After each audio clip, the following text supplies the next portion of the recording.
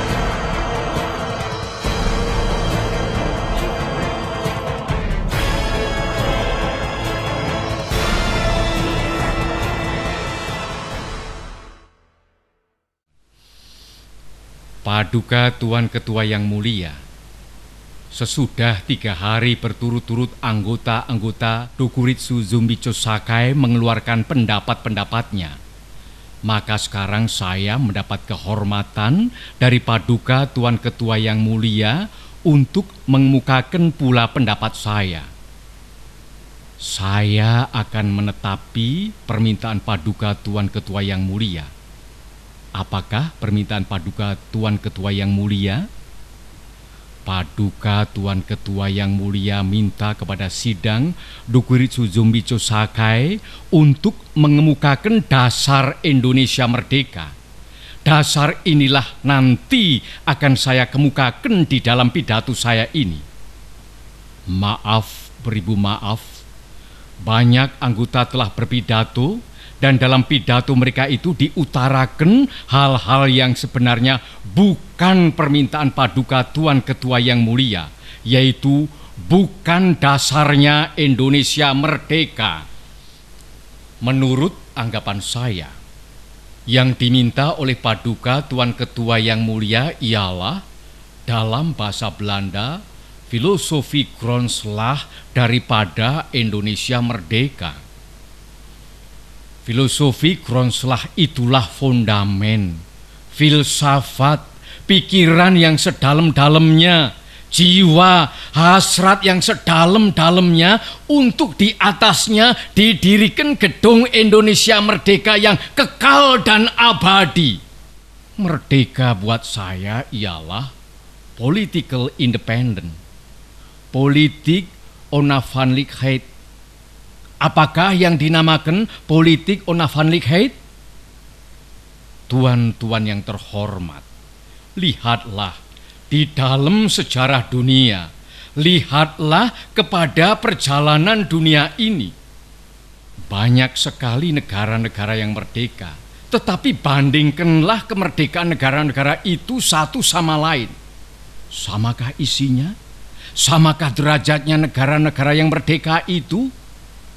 Jermania merdeka, Saudi Arabia merdeka, Iran merdeka, Tiongkok merdeka, Nippon merdeka, Amerika merdeka, Inggris merdeka, Rusia merdeka, Mesir merdeka. Namanya semuanya merdeka, tetapi bandingkanlah isinya. Maaf, Paduka Tuan Yimukyo Kotyo, berdirilah, saya punya bulu. Kalau saya membaca Tuan punya surat yang minta kepada kita supaya dirancang sampai jelimet hal ini dan itu dahulu semuanya. Kalau benar semua hal itu harus diselesaikan lebih dahulu sampai jelimet, maka saya tidak akan mengalami Indonesia merdeka. Tuan tidak akan mengalami Indonesia merdeka. Kita semua tidak akan mengalami Indonesia merdeka sampai di lubang kubur. Saudara-saudara, apakah yang dinamakan merdeka? Di dalam tahun 33 saya menulis satu risalah. Risalah yang bernama Mencapai Indonesia Merdeka.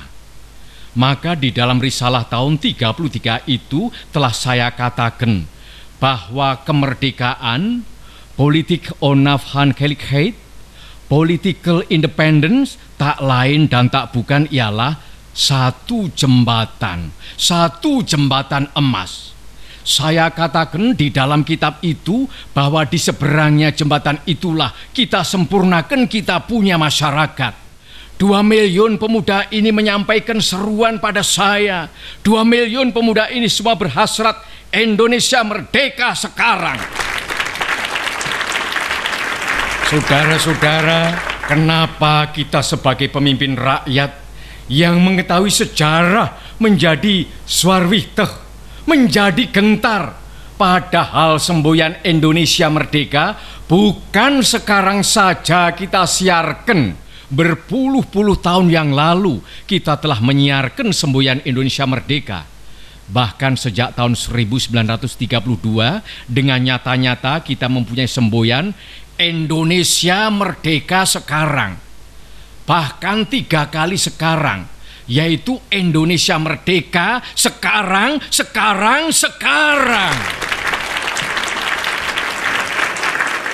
Saudara-saudara, kalau umpamanya pada saat sekarang ini bala tentara Dai Nippon menyerahkan urusan negara kepada kita, maka 1 menit pun tidak akan menolak. Sekarang pun kita menerima urusan itu. Sekarang pun kita mulai dengan negara Indonesia yang merdeka.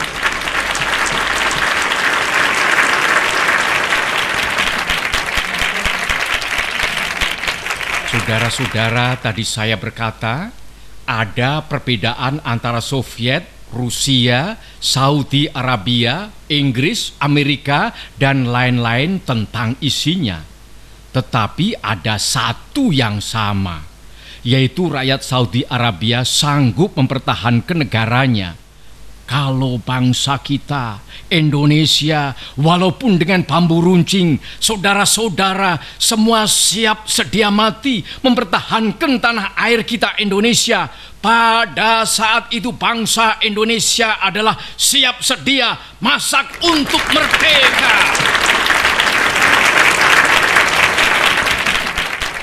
Di dalam Indonesia merdeka, kita melatih pemuda kita agar supaya menjadi kuat. Di dalam Indonesia merdeka, kita menyehatkan rakyat sebaik-baiknya. Inilah maksud saya dengan perkataan jembatan. Di seberang jembatan emas inilah baru kita leluasa menyusun masyarakat Indonesia merdeka yang gagah, kuat, sehat, kekal, dan abadi. Tuan-tuan sekalian, kita sekarang menghadapi satu saat yang maha penting. Tidakkah kita mengetahui sebagaimana telah diutarakan oleh berpuluh-puluh pembicara bahwa sebenarnya international law, hukum internasional menggampangkan pekerjaan kita untuk menyusun, mengadakan, mengakui satu negara yang merdeka. Tidak diadakan syarat yang neko-neko, yang jelimet. Tidak. Syaratnya sekadar bumi, rakyat, pemerintah yang teguh. Ini sudah cukup untuk internasional law. Cukup, saudara-saudara. Asal ada buminya, ada rakyatnya, ada pemerintahnya, kemudian diakui salah satu negara yang lain yang merdeka. Inilah yang sudah bernama merdeka. Saudara-saudara, sesudah saya bicarakan tentang hal merdeka, maka sekarang saya bicarakan tentang hal dasar. Paduka Tuan Ketua yang mulia, saya mengerti apakah yang Paduka Tuan Ketua kehendaki. Paduka Tuan Ketua minta dasar, minta filosofi Grondslag, atau jikalau kita boleh memakai perkataan yang muluk-muluk, Paduka Tuan Ketua yang mulia meminta suatu Weltanschauung di atas mana kita mendirikan negara Indonesia itu. Kita melihat dalam dunia ini bahwa banyak negeri-negeri yang merdeka dan banyak di antara negeri-negeri yang merdeka itu berdiri di atas suatu Weltanschauung. Paduka Tuan Ketua yang mulia, apakah Weltanschauung kita jikalau kita hendak mendirikan Indonesia yang merdeka? Maka demikian pula jika kita hendak mendirikan negara Indonesia merdeka. Paduka Tuan Ketua, timbullah pertanyaan, apakah Weltanschauung kita untuk mendirikan negara Indonesia merdeka di atasnya? Apakah nasional sosialisme? Apakah historis materialisme? Apakah San Min Cui sebagai dikatakan oleh Dr. Sun Yat-sen? Saudara-saudara sekalian, kita telah bersidang 3 hari lamanya. Banyak pikiran telah dikemukakan, macam-macam, tetapi alangkah benarnya perkataan Dr. Sukiman, perkataan Ki Bagus Hadikusumo, bahwa kita harus mencari persetujuan faham. Kita bersama-sama mencari persamaan filosofi Grondslag, mencari satu Weltanschauung yang kita semua setuju.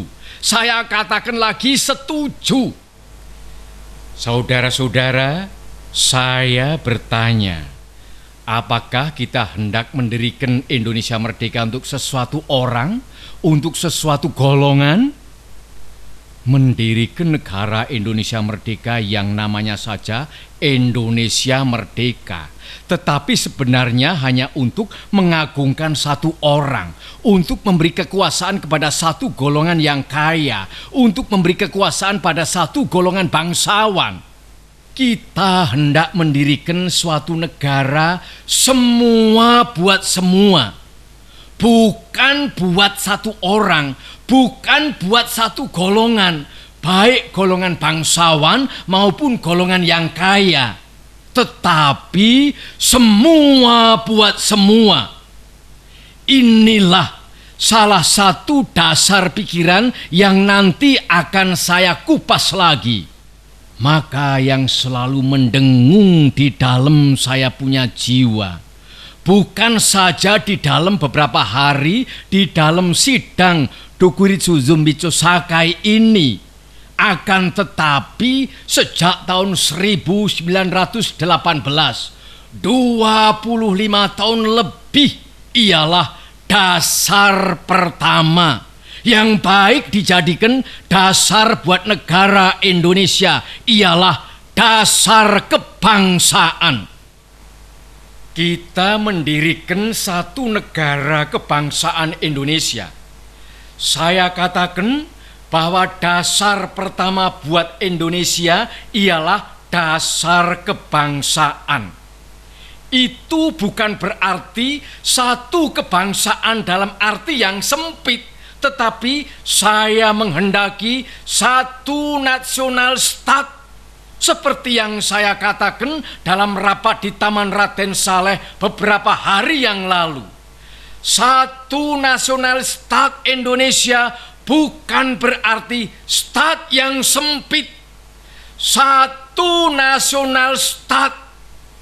Hal ini perlu diterangkan lebih dahulu.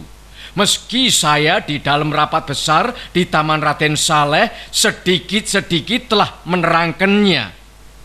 Marilah saya uraikan lebih jelas dengan mengambil tempo sedikit. Apakah yang dinamakan bangsa? Apakah syaratnya bangsa? Menurut definisi Ernest Renan, maka yang menjadi bangsa yaitu satu gerombolan manusia yang mau bersatu, yang merasa dirinya bersatu. Kalau kita lihat definisi orang lain, yaitu definisi Otto Bauer, Bangsa adalah satu persamaan perangai yang timbul karena persamaan nasib. Definisi Otto Bauer pun sudah tua. Sebab tatkala Ernest Renan mengadakan definisinya itu, tatkala Otto Bauer mengadakan definisinya itu, tatkala itu belum timbul satu wetenschap baru, satu ilmu baru yang dinamakan geopolitik. Kemarin, kalau tidak salah, Saudara Ki Bagus Hadikusumo atau Tuan Munandar mengatakan tentang persatuan antara orang dan tempat.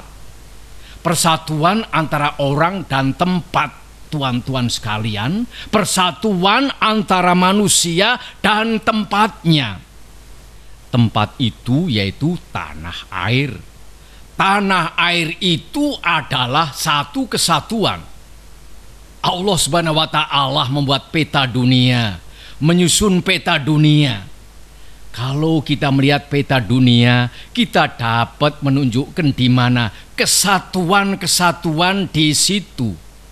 Seorang anak kecil pun, jikalau ia melihat peta dunia, ia dapat menunjukkan bahwa Kepulauan Indonesia merupakan satu kesatuan.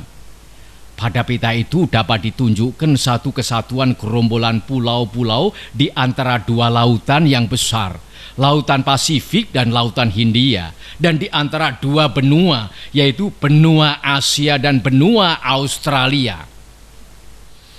Bangsa Indonesia ialah seluruh manusia-manusia yang menurut geopolitik yang telah ditentukan oleh Allah Subhanahu wa Ta'ala tinggal di kesatuannya semua pulau-pulau Indonesia dari ujung utara Sumatera sampai ke Irian, seluruhnya yang telah menjadi satu, sekali lagi satu.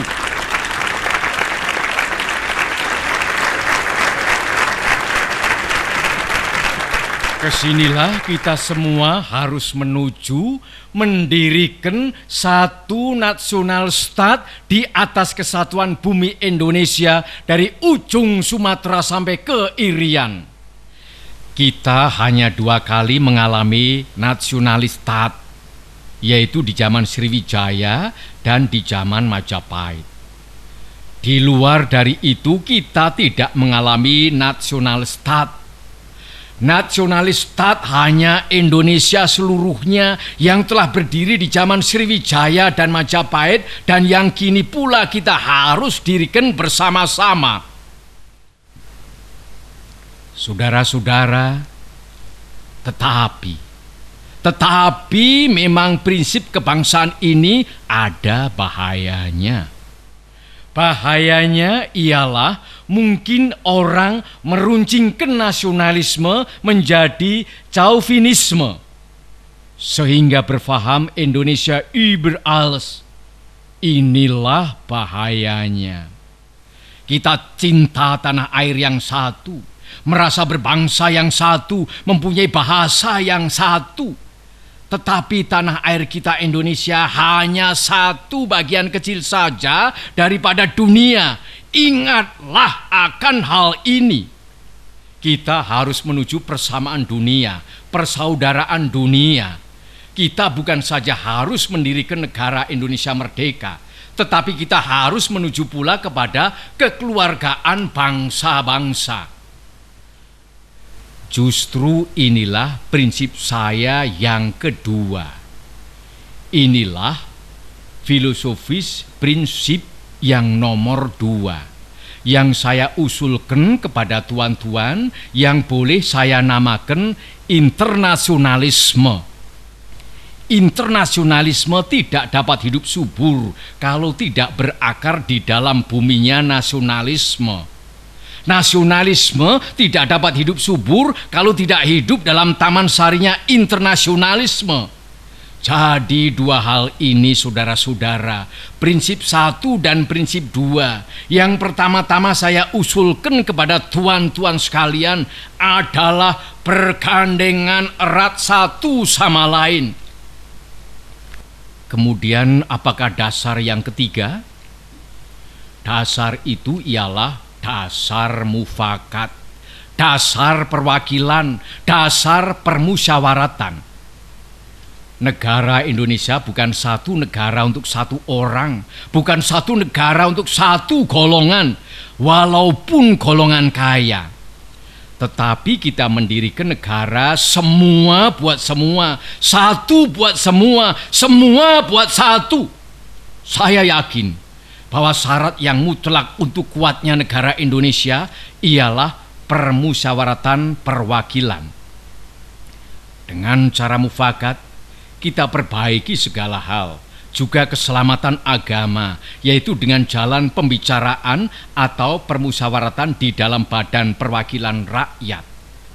Apa-apa yang belum memuaskan, kita bicarakan di dalam permusyawaratan. Prinsip nomor 4 sekarang saya usulkan.